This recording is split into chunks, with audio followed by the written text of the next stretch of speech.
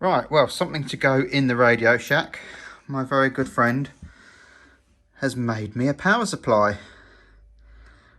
See, it's got my name in the side there. It is a computer power supply built into this 3D printed case with a distribution block, accessible from the side there. You can put obviously power wires in.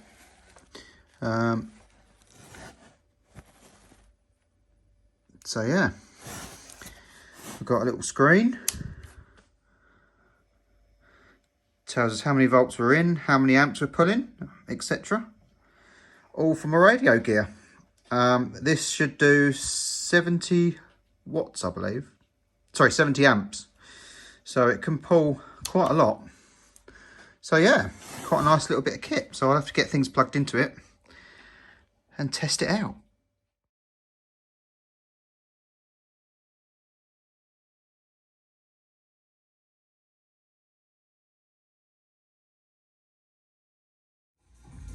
Right, so as them couple of pictures saw, the Range Rover went straight off to the scrapyard in the sky. I got the bits off I needed. I didn't want to start stripping it down more. And the way the scrap prices are at the minute, I'm glad I didn't. It made more financial sense just to weigh it in. So that's what I did. So next on the ramp is the MG.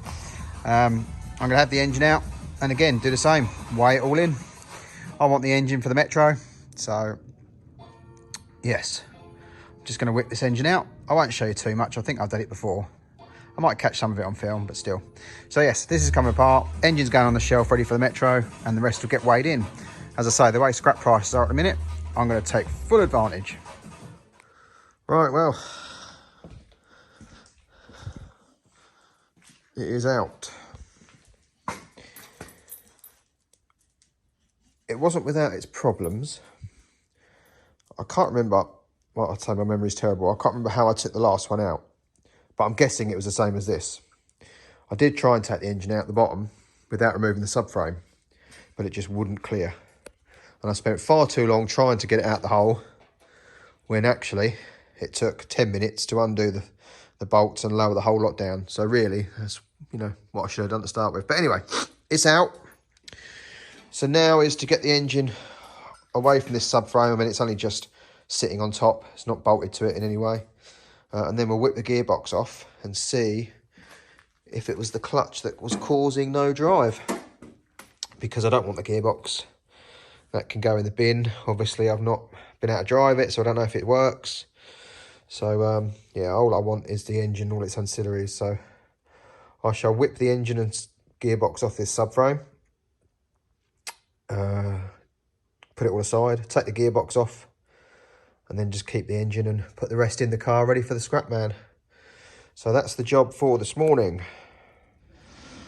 Right, so a little mod or update or tidy up job on this. You can see the handles are horrendous. This one's got chrome one on, so we're going to remove that, clean these up and put these black ones on. They need a bit of a polish. They're covered in fingerprints, but they just stick on, and they should make them look a lot nicer. So I'm going to give them a quick clean up and get these stuck on, and we'll see how it looks.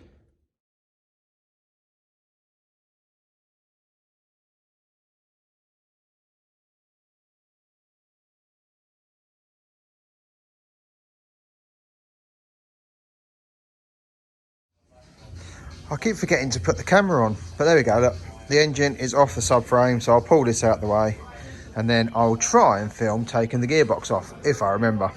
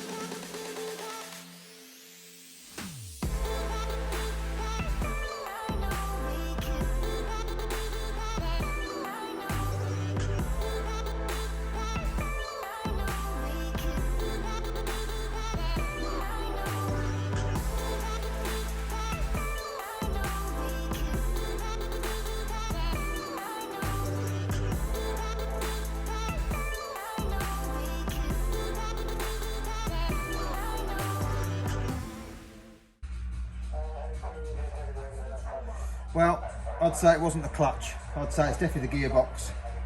There's still life in there yet. Not a lot of life, but there is still life in there.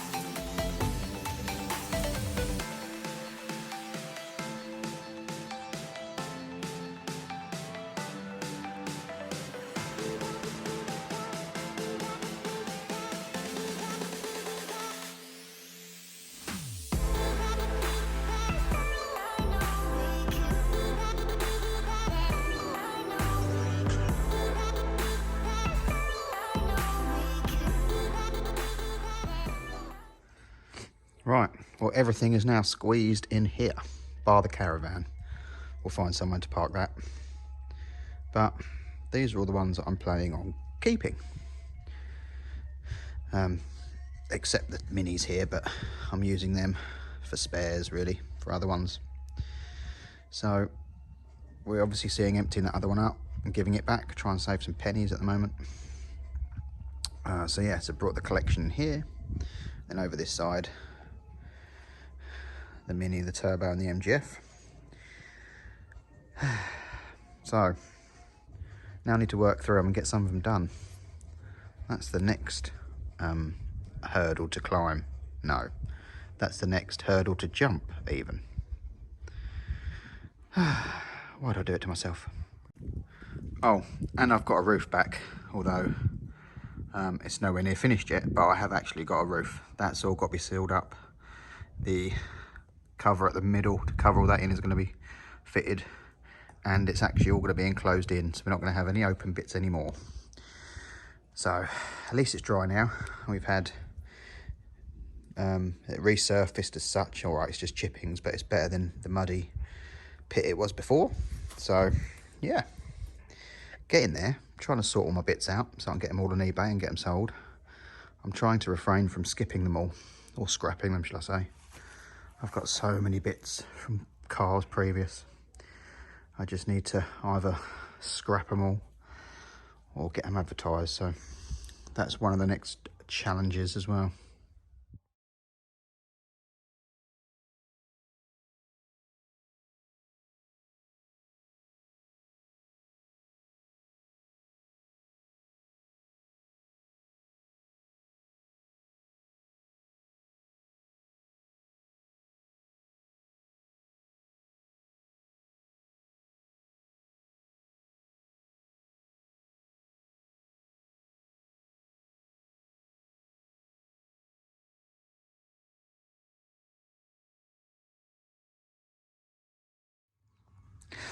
Right, well that's the separation done. This can now go off to scrap. I've got everything I want off of it. And then the rolling chassis we can strip down, rebuild with a galvanised chassis, and then that can be used for another project, because actually the chassis looks quite good, but once it's stripped and blasted we'll soon see. But yeah, a successful morning.